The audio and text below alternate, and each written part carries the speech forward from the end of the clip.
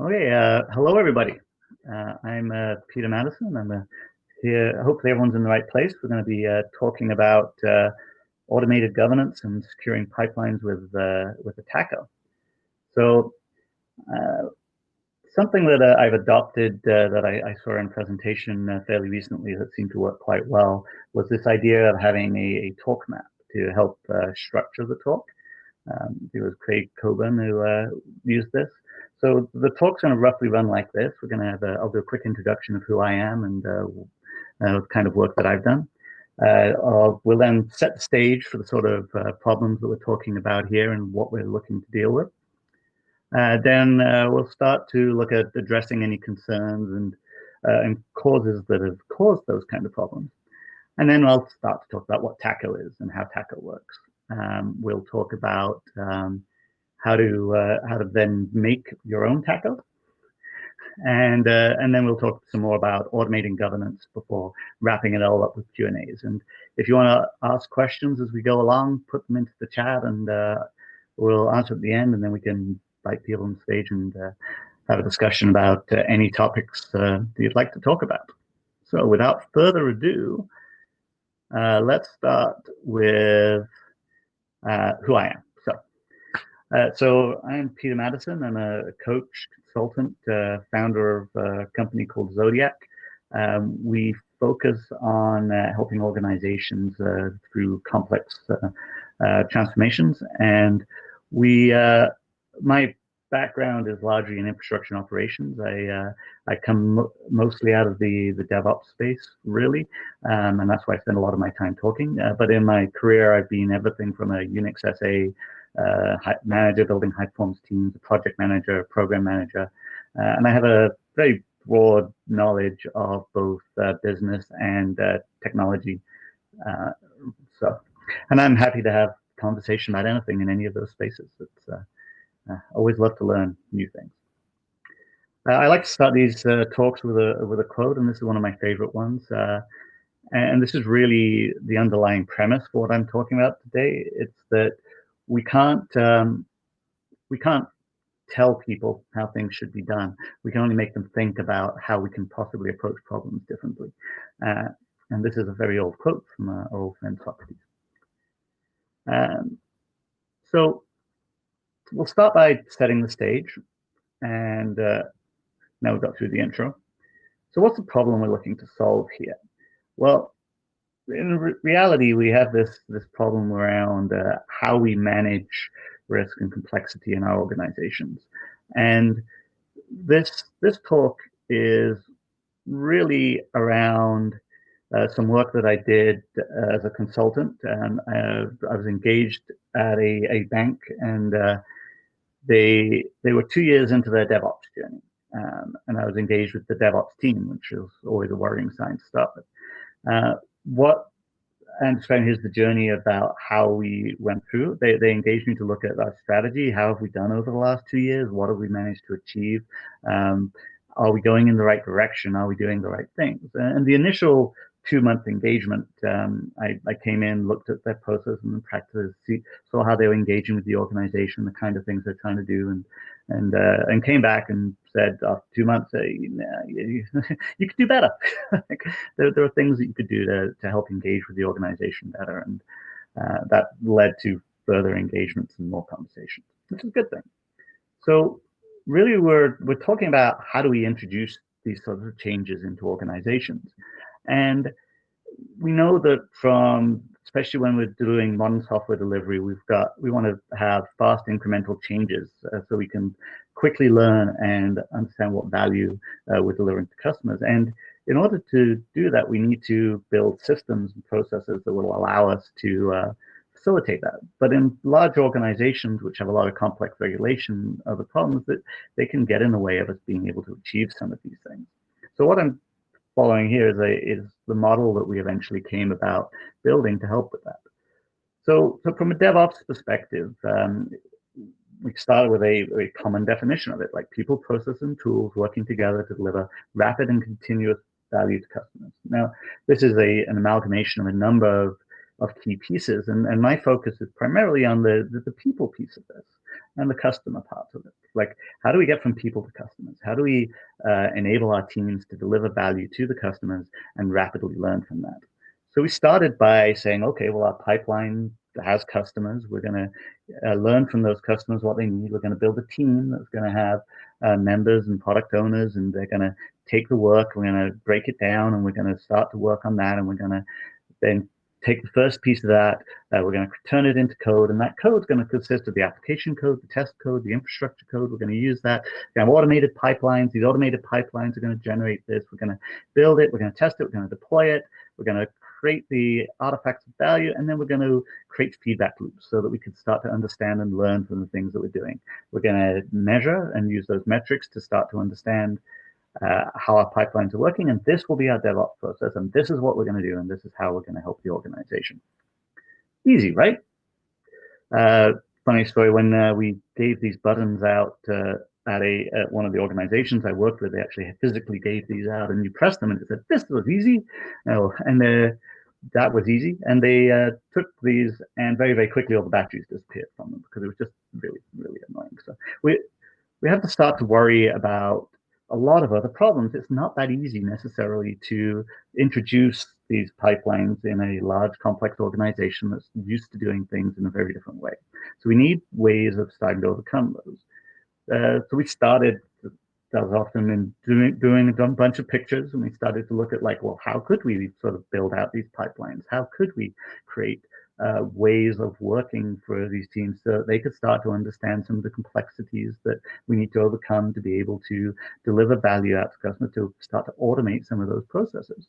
And we started to build out these models and all these different ways of looking at things, and build out systems that would allow us to see how could we interact and start to provide value back into the organization. We thought this was great. But then we started to hit a wall. The organization was too large to easily change and adopt these kind of things at speed. It took a very long time to start to get people to adopt these changes. It took them a long time to work out whether we would be allowed to do this. And we ran into a lot of resistance. It sounded good from our side that, yes, we've got these ways of helping you. We can help you overcome these problems.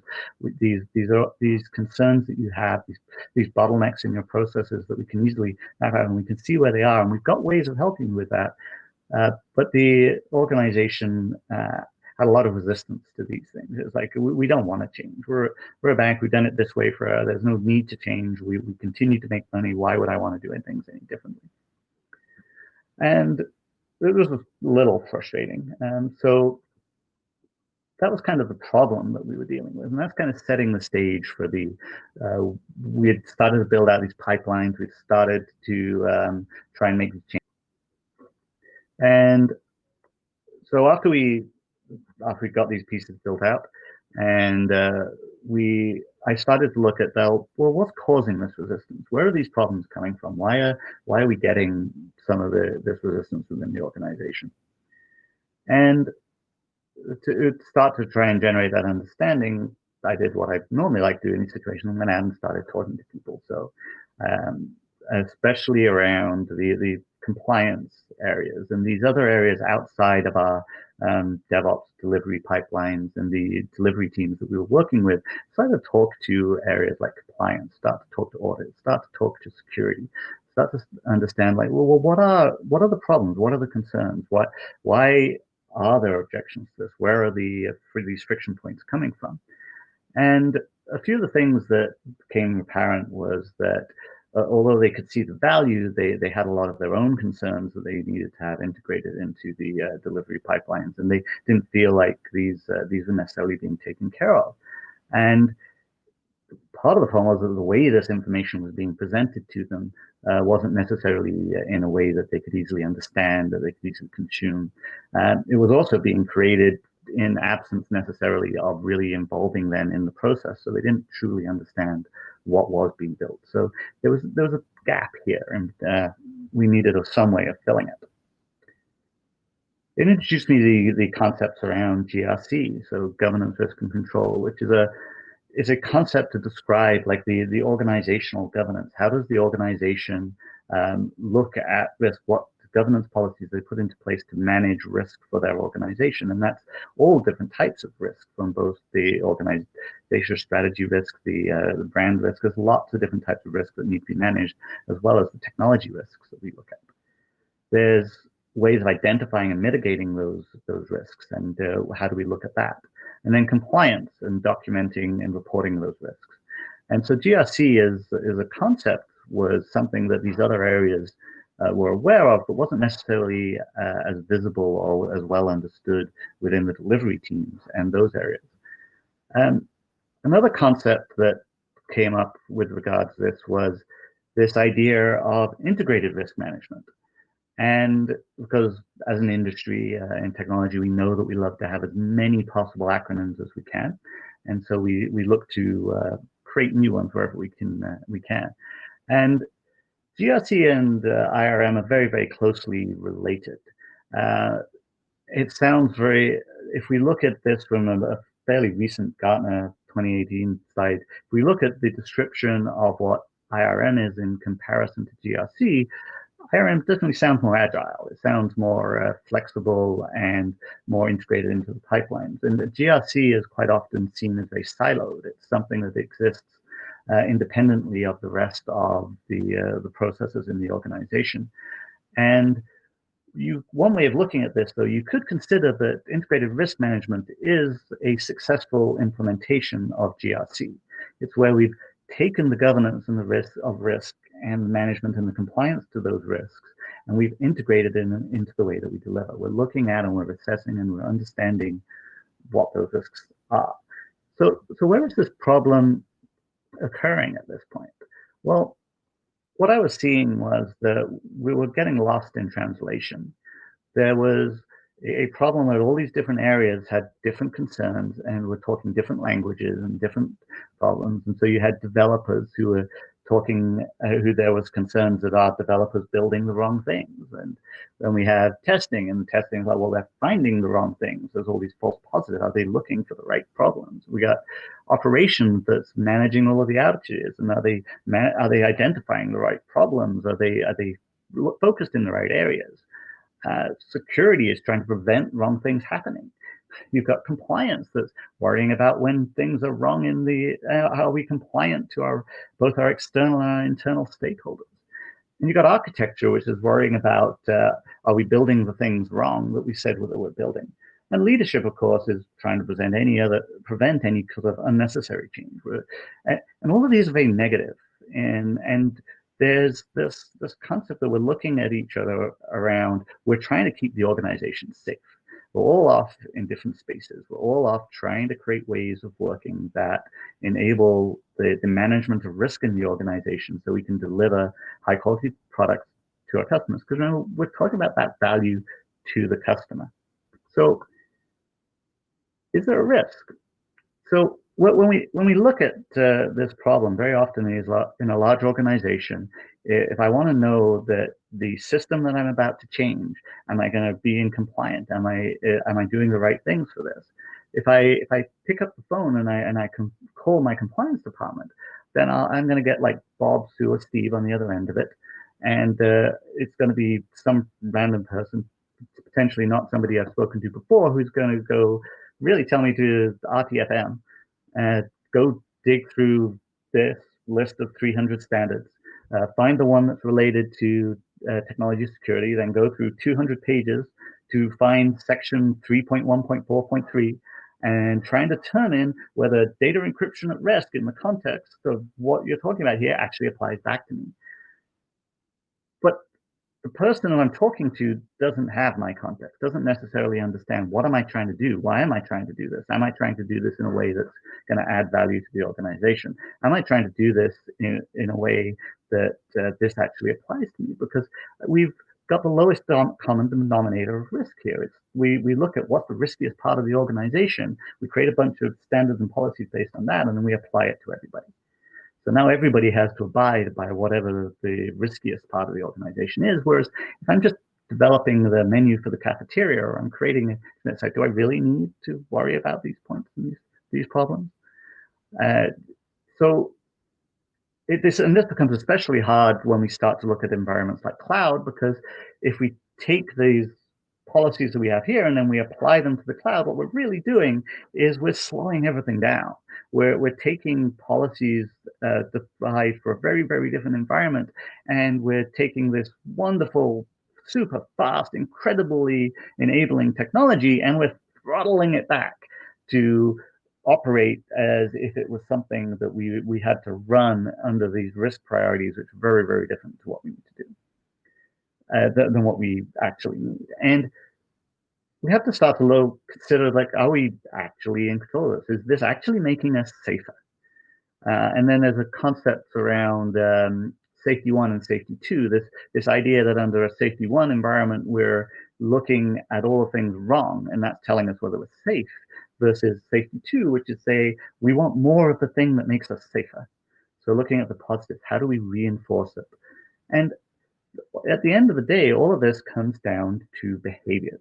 How do we have the right behaviors and the right conversations, and we talk to each other in the right language so that we're all on the same page, that we understand what is risk, what are the things that we need to do to ensure that we are actually behaving the way we need to do. And as I was going through these conversations and starting to talk to these different areas and start to come up with some way of doing this, I came up with an idea that what we needed was a common way of talking about what we meant by a good pipeline, what we meant by a secure delivery, what we meant when we said, okay, guys, this is what we need to do. And I needed something that would meet these teams where they were today, how compliance looks at this, how regulators look at this, how the security teams looking at this in a way and in a language that they could understand. Because we start to all communicate in the same way, we can start to generate ideas, and we can start to think about things more in a safety two manner of, like, how do we have more safety? How do we create a more resilient system than thinking about things in terms of focusing on what's wrong and creating policy documents which don't really help with us understanding how to deliver better, safer, and more value to customers. So we've talked through the introduction, we've set the stage. We've looked at, like, what are the concerns and the causes around those concerns, and the whole conversation around risk management from an organizational perspective. And I am talking about technology risk management largely here, but there are many other areas, many other parts of regulation we need to be concerned about too. But from a DevOps perspective, we're focused on how do I start to create a conversation which allows me to be able to make more rapid changes, more incremental changes to systems that are going to allow me to deliver value to customers faster. So now we get to talk about tacos, because let's have some taco time. So this is really this conversation around collaboration. How do we create the right behaviors, the right conversations, the collaboration between the different areas, so that we are we're on the same page as to what does it mean around risk. When we say we've mitigated risk, we've managed risk, we're delivering things safely, and we're comfortable that we're all working together from the same playbook. So I created a model, and the model looked something like this. Said, okay, well, the first part of this is we need to identify what's happening in the pipe. And I'll call this traceability. And you can probably see where it's going. And the concepts here were that we were running into problems where people were concerned from a risk perspective about, do we know that what we were creating is the thing that got delivered? Do we have visibility all the way along the pipe? If somebody inserts code somewhere, do we know that things were changed when they shouldn't have changed? Do we have visibility? Are we recording that kind of information? So for this, we need to understand our chain of custody. Exposing test results, because in this large organization, there was this testing occurred over here, but the test results were delivered back in terms of, well, there's a problem with your code, but not necessarily providing feedback to be able to say, okay, this is where the problem is. So starting to break down the silos, break down the conversation, so that we're starting to talk about the things that actually truly matter in order for us to deliver value to our customers in a safer manner.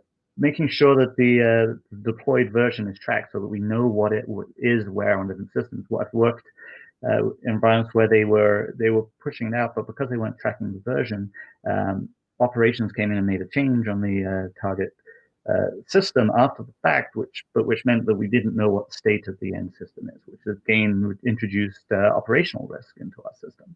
So starting to introduce concepts around immutable artifacts along the pipeline as well. And I will dig into these in more detail as examples as we move along. So access, securing the delivery process.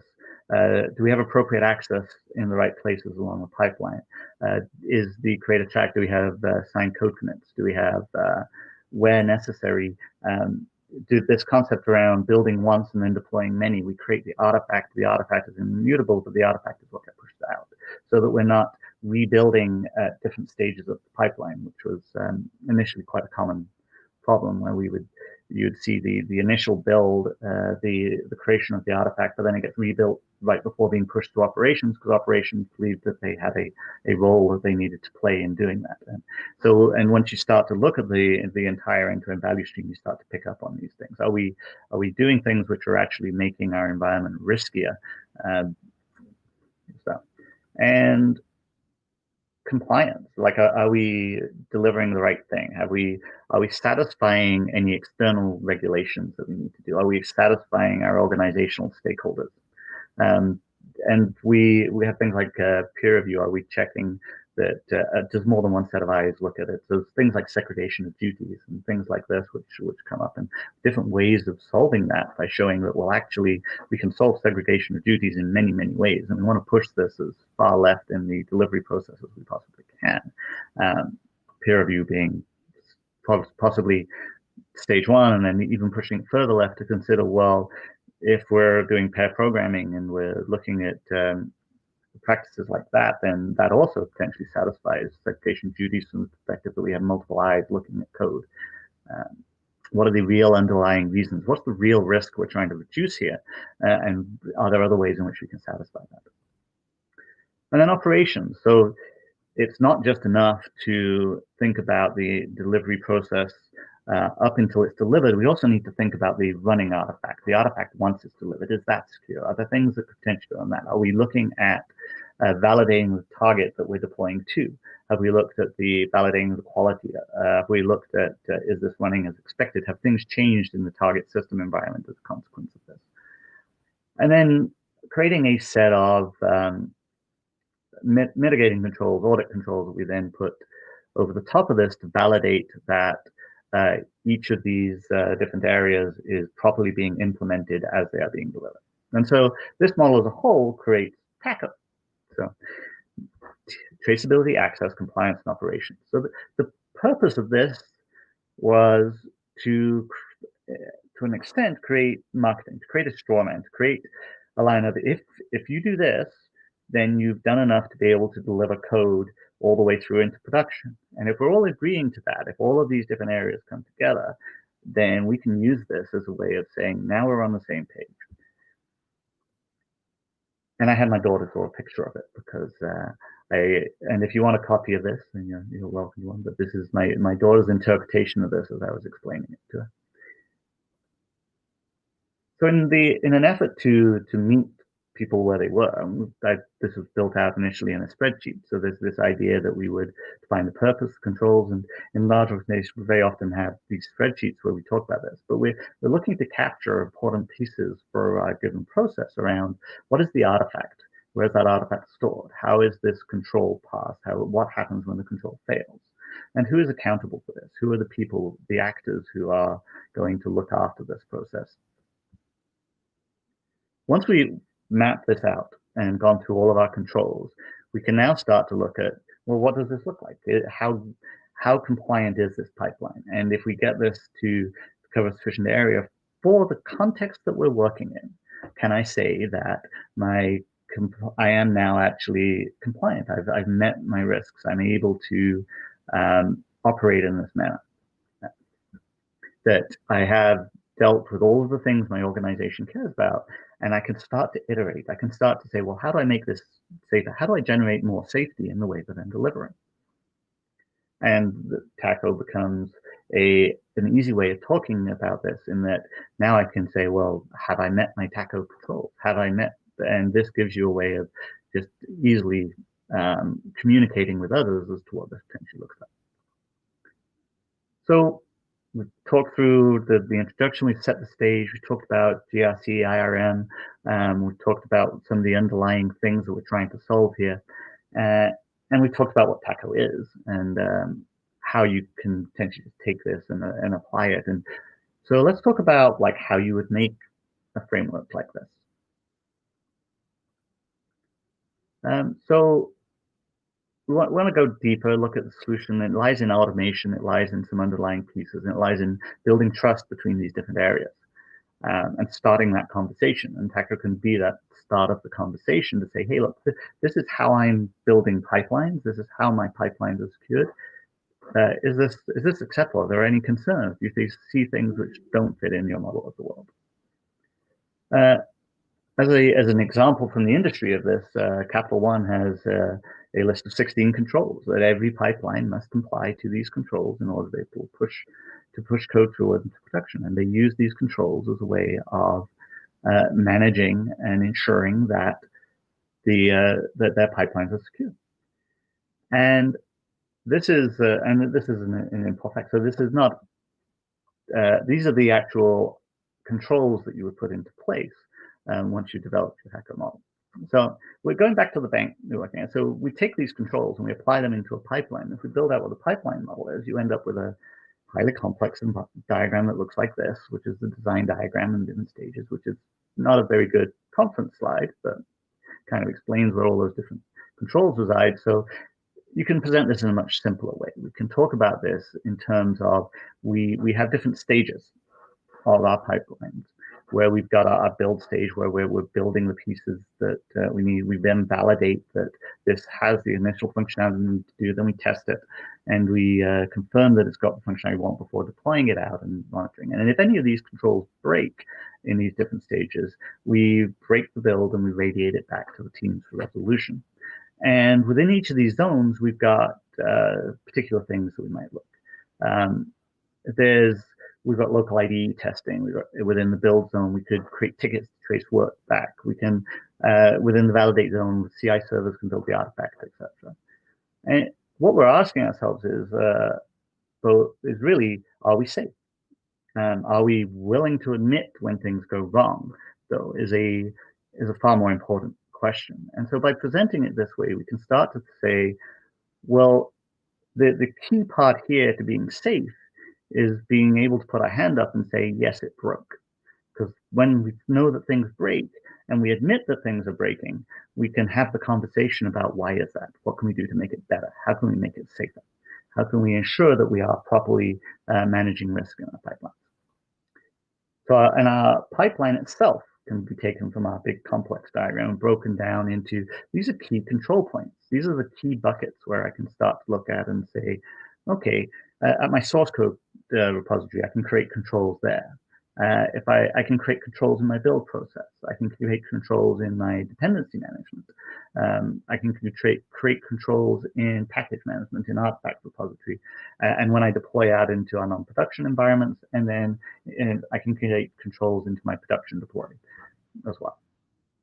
And if I map this over the previous diagram, I can see where these different areas fit into my breakdown of execution areas. So now I've got, by categorizing it and breaking things down like this, I'm creating opportunity for conversation. And that opportunity for conversation allows us to start to generate a common understanding of why I am doing things, what I can do to start to ensure that I'm reducing risk in my pipeline. So we can run this as a workshop, which I did on Monday, actually, around breaking this down into, and for the purposes of this workshop at a conference, we took an example of a policy, and of a pipeline, which we had mapped out. And then we started to look at, like, what are the risks? How do we break this down? How do we break it down into our build, validate, test, and deploy? Start to look at it from the point of view of, well, if we have input and we have an output, so we know what we're having coming into our validate page or our source code, we know what the output would be we want, which is the artifact. Now, who are the actors? Who can actually take action during this phase, and what sort of actions can they take? They can build the artifact. And we could start to ask these questions around mapping the controls into the different stages of our pipeline and delivery. So we've talked through the introduction, setting the stage, talked about IRM GSC, we've talked about what Taco is, we've talked about how you can go make your own Taco, run through the workshop to create your own model of these are the controls my pipeline should have. Now let's talk about, well, how do you take that set of controls and start to actually automate them into your pipeline. So automating governance, what do we need to do in order to automate governance? Because it sounds like a lot of work. And potentially would be generating a lot of work. So again, we need to look at context. When do these things apply? Well, the first things are, this is not about keeping audit off your back. It's not about creating a checklist. It's about collaboratively creating more safety in the way that we deliver. And it's changing the language around what is risk management in our pipelines, what is risk management and safety. We've also got to think about, we're not trying to boil the ocean. We don't need to do all of this at once. We need to work out how to start small, get one team working, and then iterate and grow it from there. And we want to focus on the conversation. We want to engage leaders and not focus so much on the tooling. And I'm going to run through these fairly quickly on the next pieces, realizing what time is. So running the pipe now consists of us defining the work, creating everything as code, pushing this out to our CI build, looking at the results from that build, getting feedback, looking at our quality tests, and then pushing this out to an artifact.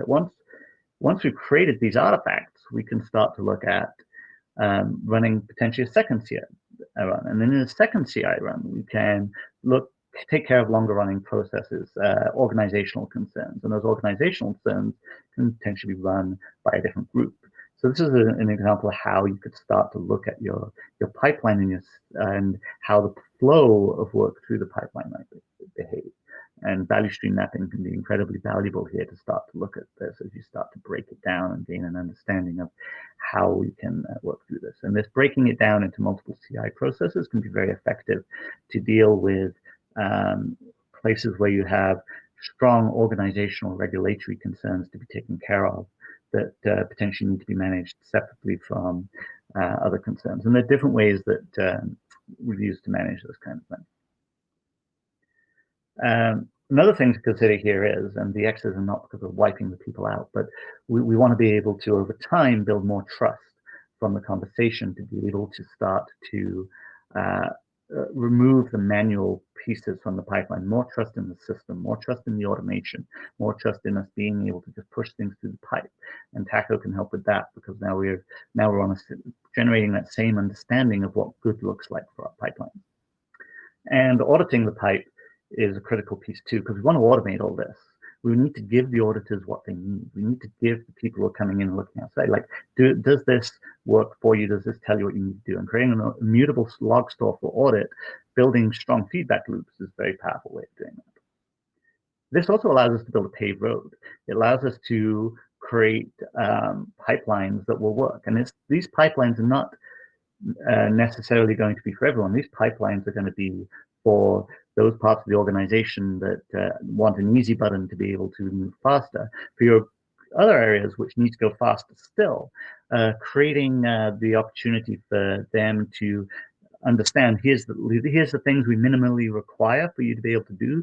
If our pipelines won't work for you, go build your own pipeline. As long as it satisfies these, you're good to go.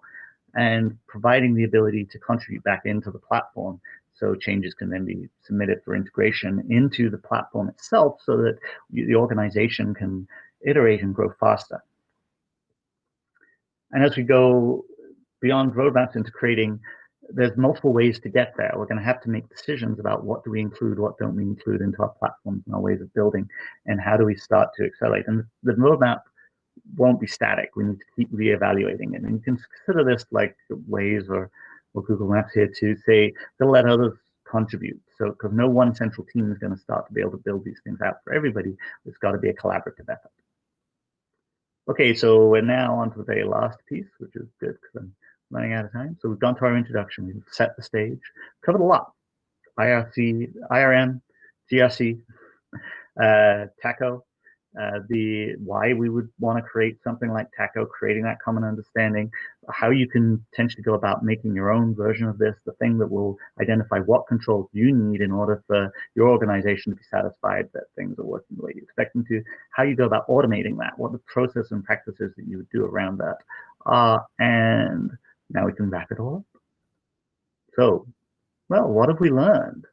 Well, hopefully we've learned a couple of things, but one part of this is we can't solve our problems with the same thinking that we've used before. One of the a great idea out of one of John Smart's talks on this topic is this idea of creating a safety team. That we have silos that we look to break down when we adopt DevOps practices and we start to map across the organization. We have the same thing going across our various safety parts of the organization. So maybe we could take compliance and audit and security, and we could start to create teams that consist of all those members who are more persistent, that can collaborate with our delivery teams to take a different approach. So maybe there are different ways we can start to open this up and have a different conversation about how do we manage organizational risk within our delivery teams and our delivery pipeline. Some references, and there's these will be included when we publish out the presentation, which I'll make available to people. And there's some key concepts which I've been talking about here, which are embedded in these books. And the DevOps Automated Reference Architecture here is a good one. And the IT Revolution forum papers, there's quite a few documents there, and Dear Auditor and a couple others. And when I first was doing this work, going back to the Audit Defense Toolkit, a lot of this work originally came from that. So it's been evolving over the years. So let's review quickly. We want to, moving from talking apples, oranges, and bananas to talking about tacos, coming to a common understanding of what a good pipeline looks like. So everybody is in the organization is aware of what is the minimum baseline that we're looking to aim for. Safety is about behavior, not tools. Safety is about how do we generate more safety in our environments, and ways to automate software delivery compliance. Hopefully we managed to touch on a few of those through the meandering. And through all of that, I'll leave you with the Rosetta Stone, and thank you for listening. And that's exactly at 11:40, which I think is the 40 minutes that I had to talk about this topic. So any questions? And here's my contact information, and there's a feedback survey if anyone would like to fill it in. And if you do fill it in, I'll send you the TACO spreadsheet with the breakdown of controls and those pieces and any other information. So